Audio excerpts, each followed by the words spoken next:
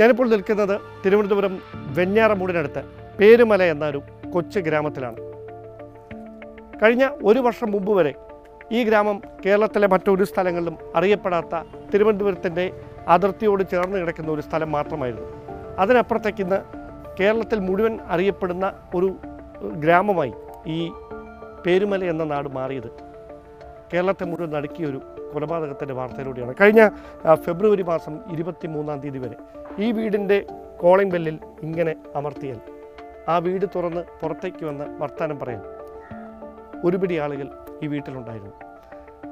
പക്ഷേ കഴിഞ്ഞ ഫെബ്രുവരി 24-ാം തീയതി ആ കാര്യങ്ങളെല്ലാം മാറി മറിഞ്ഞു. അന്ന് മുതൽ ഇന്ന് വരെ ഈ വീടിൻ്റെ ഗേറ്റുകൾ ഇങ്ങനെ താഴിട്ട് പൂട്ടിയിരിക്കുകയാണ്. ഈ വീട്ടിൽ ആളനക്കമില്ല, ഒച്ചയില്ല, ഒന്നുമില്ല. നമുക്കെല്ലാവർക്കും അറിയാം, ഈ നാടിനെ മുഴുവൻ നടുക്കിയ വെഞ്ഞാറമൂട് കൂട്ടക്കൊലപാതകം നടന്ന അഫാൻ്റെ വീടാണിത്. കേസിൽ ശിക്ഷിക്കപ്പെട്ട് ശിക്ഷ കാത്തു കിടക്കുന്ന അഫാൻ ഇപ്പോഴും ജയിലിലാണ്. തിരുവനന്തപുരം സെൻട്രൽ ജയിലിൽ കഴിയുകയാണ്. ഈ ഫെബ്രുവരി 24-ാം തീയതി ഈ കൂട്ടക്കൊലപാതകം നടന്നിട്ട് ഒരു വർഷം തികയുകയാണ്. എന്താണ് പേരുമലയിലെ ഈ വീടിൻ്റെ സ്ഥിതി? അത് നേരിൽ കാണാനാണ് ഞങ്ങളിവിടേക്ക് എത്തിയത്. നമുക്കറിയാം, ഒരിക്കൽ കൂടി ഒരു ഫ്ലാഷ് ബാക്ക് പോലെ എന്താണെന്ന് സംഭവിച്ചതെന്ന് നമുക്കൊന്ന് ഓർത്തെടുക്കുക. അതായത് കഴിഞ്ഞ ഫെബ്രുവരി 23-ാം തീയതി ലോൺ ആപ്പുകളിൽ നിന്ന്, മൊബൈൽ സ്മാർട്ട് ഫോണിലൂടെ ലോൺ ആപ്പുകളിൽ നിന്ന് ഏതാണ്ട് 25 ലക്ഷം രൂപയോളം പലയിടങ്ങളിൽ നിന്നായി ലോൺ എടുത്തിട്ടുണ്ടായിരുന്നു അഫാൻ. ആ പണം തിരിച്ച് അടയ്ക്കാൻ അഫാന് കഴിയാതെ വരുന്നു. തുടർച്ചയായി ഈ സമ്മർദ്ദത്തിലാക്കിക്കൊണ്ടുള്ള ഫോൺ കോളുകൾ വരുന്നു. അങ്ങനെ വലിയൊരു മാനസിക സമ്മർദ്ദത്തിലേക്ക് 23-കാരനായ അഫാൻ എത്തുന്നു. പിന്നീട് ഫെബ്രുവരി മാസം 24-ാം തീയതി 3 പേർക്കായി കടം വാങ്ങിയ പണം തിരികെ നൽകാനുണ്ടായ ഒരു സാഹചര്യമാണ് അഫാൻ ഇങ്ങനൊരു ക്രൂരകൃത്യത്തിലേക്ക് നയിക്കുന്നത്. അതായത് ഒരു ബന്ധുവിൽ നിന്ന് 50,000 രൂപ വാങ്ങി അത് അന്ന് കൊടുക്കേണ്ടതായിരുന്നു. അതോടൊപ്പം വീട് ജപ്തിയാകാതിരിക്കാൻ ബാങ്കിൽ പണമടയ്ക്കേണ്ട അവസാന ദിവസമായിരുന്നു ഫെബ്രുവരി 24. അതോടൊപ്പം മറ്റൊരാളിൽ നിന്ന് വാങ്ങിയ പണം, ഇങ്ങനെ 3 പേർക്കായി പണം കൊടുക്കേണ്ട തീയതിയായിരുന്നു ഫെബ്രുവരി 24. അന്ന് അഫാൻ അതിന് കഴിയാതിരിക്കുന്ന ഒരു സാഹചര്യമാണ് ഇങ്ങനൊരു ക്രൂരകൃത്യം ആസൂത്രണം ചെയ്യാൻ അഫാൻ എന്ന 23 വയസ്സുകാരനെ പ്രേരിപ്പിക്കുന്നത്. അതായത് അന്ന് രാവിലെ 10 മണിക്കും വൈകുന്നേരം 6 മണിക്കും ഇടയിലാണ് ഈ വീട്ടിലും മറ്റ് 2 സ്ഥലങ്ങളിലുമായി, അതായത് ആ 3 സ്ഥലങ്ങളിലായി ഈ 5 കൊലപാതകങ്ങൾ നടക്കുന്നത്. അഫാൻ്റെ മുത്തശ്ശിയായ സൽമ ബീവി, അതായത് ഈ പേരുമലയിൽ നിന്ന് 25 കിലോമീറ്റർ അകലെയുള്ള ഒരു കൊച്ചു വീട്ടിലാണ് സൽമ ബീവി താമസിച്ചുകൊണ്ടിരുന്നത്. തനിച്ച് താമസിക്കുകയായിരുന്നു. അവരുടെ മാല, ഏതാണ്ട് ഒരു 2.5 പവനോളം തൂക്കം വരുന്ന മാല, അത് പണയം വെക്കാനായി അഫാൻ ചോദിച്ചിരുന്നു. പക്ഷേ സൽമ ബീവി അതിന് സമ്മതം മൂടിയില്ല. ആ വൈരാഗ്യമാണ് താൻ ഏറെ സ്നേഹിച്ചിരുന്ന സൽമ ബീവി വളരെ അപ്രതീക്ഷിതമായി ഉണ്ടായ പ്രകോപനത്തിൽ കഴുത്തിന് പിന്നിൽ തലയ്ക്ക് അടിച്ച് വീഴ്ത്തുകയും പിന്നീട് അവർ ദാരുണമായി കൊല ചെയ്യപ്പെടുകയും ചെയ്യുന്ന സാഹചര്യത്തിലേക്ക് എത്തിയത്. അവിടെ നിന്ന് അഫാൻ പിന്നീട് നേരെ എത്തുന്നത് തൻ്റെ പിതാവ് റഹീമിൻ്റെ സഹോദരനായ അബ്ദുൾ ലത്തീഫിൻ്റെ വീട്ടിലേക്കാണ്. അബ്ദുൾ ലത്തീഫിൻ്റെ വീട് ഈ പേരുമലയിൽ നിന്ന് 9 കിലോമീറ്റർ അകലെയാണ്. ഈ വീട്ടിലെത്തുന്നു. അബ്ദുൾ ലത്തീഫ് വീടിൻ്റെ സോഫയിൽ ഇരിക്കുകയായിരുന്നു. അപ്പോൾ പ്രകോപനമൊന്നുമില്ലാതെ ഈ അബ്ദുൾ ലത്തീഫാണ് ഈ സൽമ ബീവി ഈ സ്വർണം, ഈ മാല തരാൻ തടസ്സം നിന്നത് എന്ന ഒരു വൈരാഗ്യമാണ് അബ്ദുൾ ലത്തീഫിനോട് അഫാന് നേരത്തെ മുതലുണ്ടായിരുന്നത്. അതോടൊപ്പം ഈ പേരുമലയിലെ വീട് വിറ്റാൽ അവരുടെ കടബാധ്യതകൾ തീർക്കാമെന്ന് അതിന് അബ്ദുൾ ലത്തീഫ് തടസ്സം നിന്നു എന്നാണ് പോലീസിനോട് അഫാൻ വ്യക്തമാക്കിയത്. എന്തായാലും അഫാൻ നേരെ ഈ വീടിൻ്റെ സെറ്റിയിലിരിക്കുന്ന, അതായത് മുൻവശത്തെ സെറ്റിയിലിരിക്കുന്ന അബ്ദുൾ ലത്തീഫിനെ ഒരു പ്രകോപനമില്ലാതെ നേരെ തലയ്ക്ക് അടിക്കുന്നു. കയ്യിൽ കരുതിയിരുന്ന ആയുധം ഉപയോഗിച്ച് അബ്ദുൾ ലത്തീഫിനെ ആക്രമിക്കുന്നു. ശബ്ദം കേട്ടുകൊണ്ട് ഓടി വരുന്ന അബ്ദുൾ ലത്തീഫിൻ്റെ ഭാര്യ സജിദ ബീവിയെയും സമാനമായ തരത്തിൽ തന്നെ ക്രൂരമായി തലയ്ക്ക് വെട്ടി 2 പേരെയും ഈ വീടിൻ്റെ 2 വശങ്ങളായി, മുൻവശത്ത് അബ്ദുൾ ലത്തീഫിൻ്റെ മൃതദേഹം, പിൻവശത്ത് സജിദ ബീവിയുടെ മൃതദേഹം. ഇങ്ങനെയാണ് ആ വീട് തുറന്നപ്പോൾ പ്രദേശവാസികൾ ഇവരുടെ രക്തത്തിൽ കുളിച്ചു കിടക്കുന്ന മൃതദേഹം കണ്ടെത്തുന്നത്. അവിടെ നിന്നാണ് നേരെ ഈ വീട്ടിലേക്ക് എത്തുന്നത്. അന്ന് വൈകുന്നേരത്തോടെ ഈ വീട്ടിലെത്തുന്നു. വീട്ടിലെത്തിയ ശേഷം അമ്മ, അതായത് അഫാനെ ഏറ്റവും കൂടുതൽ സ്നേഹിച്ചിരുന്നത് അഫാൻ്റെ അമ്മയാണ്, അമ്മ ഷെമി ഈ വീട്ടിനകത്തുണ്ടായിരുന്നു. അപ്പോൾ പലപ്പോഴും ഇങ്ങനെ ഈ കടം കൊടുത്തു തീർക്കാൻ കഴിഞ്ഞില്ലെങ്കിൽ കൂട്ട ആത്മഹത്യയെക്കുറിച്ച് പലപ്പോഴും അവർ പരസ്പരം സംസാരിച്ചിരുന്നു എന്നൊക്കെയാണ് പോലീസിന് നൽകിയിരിക്കുന്ന മൊഴി. ഈ കൊടുക്കാനുള്ള കടം എങ്ങനെ കൊടുത്തു തീർക്കും എന്ന ആശങ്ക അഫാൻ ഈ സംഭവ ദിവസം, അതായത് ഫെബ്രുവരി 24-ാം തീയതി ഈ രണ്ട് സ്ഥലങ്ങളിൽ, അതായത് സൽമ ബീവിയെയും അതോടൊപ്പം തന്നെ പിതൃ സഹോദരനായിട്ടുള്ള അബ്ദുൽ ലത്തീഫിനെയും ഭാര്യയുമൊക്കെ കൊലപ്പെടുത്തിയ ശേഷം വീട്ടിലെത്തി ഉമ്മയുമായി പങ്കുവെക്കുന്നുണ്ട്.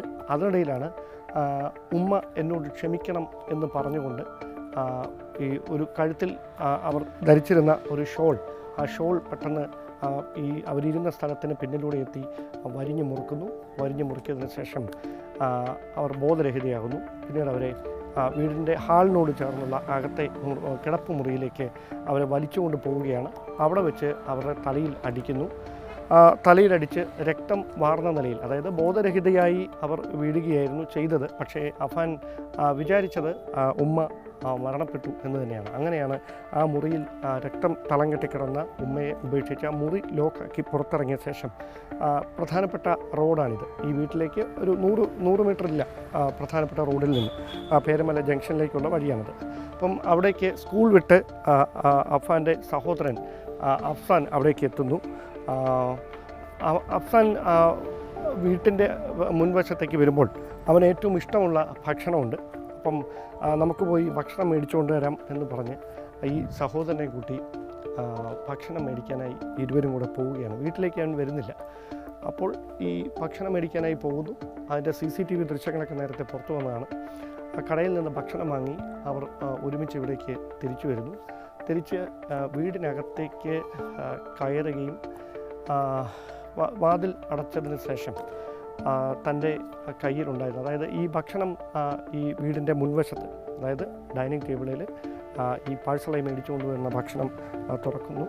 അതവിടെ വെച്ചതിന് ശേഷം താൻ നേരത്തെ ഒളിപ്പിച്ചു വെച്ചിരുന്ന ഒരു ആയുധം, ആ ആയുധം എടുത്ത് അതിക്രൂരമായ തരത്തിൽ, ഒരുപക്ഷെ ഈ 5 കൊലപാതകങ്ങൾ ഏറ്റവും ക്രൂരമായ കൊലപാതകം ഈ സഹോദരനെ, +1 വിദ്യാർത്ഥിയായ സഹോദരനെ നേർക്ക് നടന്ന ഈ അതിക്രമമാണ്. അങ്ങനെ അതിക്രൂരമായ രീതിയിൽ തലയ്ക്ക് അടിച്ചാണ് ഈ സഹോദരനെ അഫാൻ കൊലപ്പെടുത്തുന്നത്. അങ്ങനെ അഫാനെയും ഒരു വശത്തേക്ക് മാറ്റിയിരുന്നു.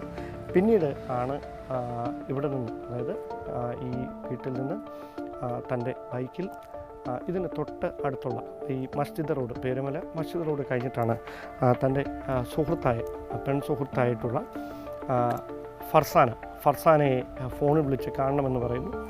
അങ്ങനെ ഫർസാന വീട്ടിൽ നിന്ന് പുറത്തേക്ക് പോവുകയാണെന്ന് പറഞ്ഞ് പുറത്തേക്ക് വരുന്നു. തന്നെ നടന്ന് ഇതിന് തൊട്ടടുത്തുള്ളൊരു ജംഗ്ഷനിലെത്തുന്നു. അവിടെ വെച്ച് അഫാൻ തൻ്റെ ബൈക്കിൽ കയറ്റി ഈ വീട്ടിൻ്റെ മുൻപിലേക്ക് ഫർസാനയും കൊണ്ടെത്തുന്നു. അതിനുശേഷം ഈ വീടിനകത്തേക്ക് മതിൽ ചാടിയാണ് പോയത് എന്നാണ് അത്തരത്തിലുള്ള വിവരങ്ങളാണ് ലഭിച്ചത്. മതിൽ ചാടി കിടന്ന് വീട്ടിനകത്ത് കിടക്കുന്നു. വീട്ടിനകത്ത് ഏറ്റവും മുകളിലൊരു മുറിയുണ്ട്.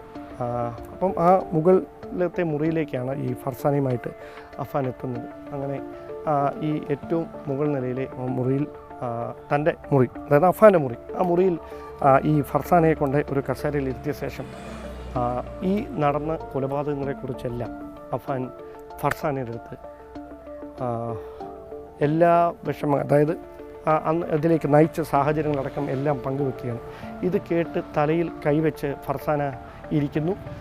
ഇനി നമ്മൾ എങ്ങനെ ഒരുമിച്ച് ജീവിക്കും എന്ന ഏറ്റവും ഒരു പെണ്ണിൻ്റെ എല്ലാ പ്രതീക്ഷകളും നഷ്ടപ്പെടുന്ന വേദന ഉളവാക്കുന്ന വാക്കുകൾ പൊട്ടിക്കരഞ്ഞുകൊണ്ട് അഫാനോട് ഫർസാന പങ്കുവെക്കുമ്പോൾ തലയിലിങ്ങനെ കൈവച്ചാണ് ഫർസാന ഈ കസേരയിലിരുന്നിരുന്നത്. പെട്ടെന്ന് മറുവശത്തെ കഴുതിയിരുന്ന ഒരു ചുറ്റികയെടുത്ത് നേരെ ഫർസാനയുടെ നെറ്റിയുടെ ഈ നടുഭാഗത്തായിട്ട് ഈ ചുറ്റി കൊണ്ട് അടിക്കുകയാണ്. ആ അടിയുടെ പ്രഹരത്തിൽ ആ കസേരയിൽ തന്നെ, അതായത് ഈ ഭാഗം തുളച്ച് അകത്തേക്ക് കയറിപ്പോകുന്ന തരത്തിലായി കാര്യങ്ങൾ.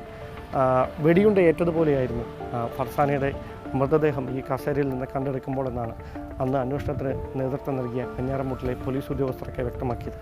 പിന്നെ ഈ ഫർസാനയുടെ മുഖം വികൃതമാക്കി മുഖം വികൃതമാക്കുന്ന തരത്തിലാണ് പിന്നീട് തലക്കിട്ട് ക്രൂരമായി ഈ ചുറ്റി കൊണ്ട് തുടർച്ചയായി അടിച്ചുണ്ടാക്കിയ പരിക്കുകൾ. ആഴത്തിൽ മുറിവേറ്റ് രക്തം വാർന്ന് ഫർസാനി മരണപ്പെടുന്നു. അതിനുശേഷം അഫാൻ ഈ വീട്ടിൽ നിന്ന് താഴേക്കിറങ്ങി അവിടെ ഗ്യാസ് തുറന്നു വിടുകയാണ്. ഗ്യാസ് തുറന്നു വിട്ടതിന് ശേഷം തൻ്റെ ബൈക്കിൽ അഫാൻ ഇവിടുന്ന് പുറത്തിറങ്ങുന്നു. നേരെ വെഞ്ഞാറമൂട് പോലീസ് സ്റ്റേഷനിലേക്ക് ഇതുവഴി പോകുന്നു. വെഞ്ഞാറമൂട് പോലീസ് സ്റ്റേഷനിലെത്തി പോലീസിന് മുമ്പിൽ ഞാൻ 5 പേരെ കൊലപ്പെടുത്തിയിട്ടുണ്ട് എന്ന് കുറ്റസമ്മതം നടത്തുകയാണ്. പെട്ടെന്ന് പോലീസിൻ്റെ ഒരു മാനസിക വിഭ്രാന്തിയിൽ പറയുന്നതാണോ എന്നൊരു സംശയം തോന്നി. പക്ഷേ കൃത്യമായി, അതായത് ഞാൻ ഗ്യാസ് തുറന്നു വിട്ടിട്ടുണ്ട് വീട്ടിൽ എന്ന് പറഞ്ഞ ഒരു വാചകമാണ് ഈ പോലീസ് ഉദ്യോഗസ്ഥർ ചിലരെ ഇതിൽ എന്തോ ഒരു കാര്യമുണ്ട് എന്ന് ചിന്തിപ്പിക്കുന്ന തരത്തിലേക്ക് കാര്യങ്ങൾ മാറിയത്. പെട്ടെന്ന് ഇത് എവിടെയാണ് അതിൻ്റെ ലൊക്കേഷൻ എന്ന് ചോദിച്ചറിയുന്നു. പെട്ടെന്ന് ഇവിടേക്ക് പോലീസ് ഉദ്യോഗസ്ഥർ പാഞ്ഞെത്തുകയാണ്. പാഞ്ഞെത്തുമ്പോൾ ഈ ഗ്യാസിൻ്റെ മണം പുറത്തേക്ക് വരുന്നൊരു സാഹചര്യമുണ്ടായിരുന്നു.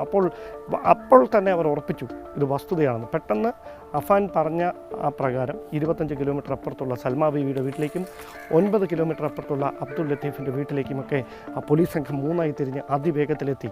ആ 3 സ്ഥലങ്ങളിലേക്ക് എത്തി.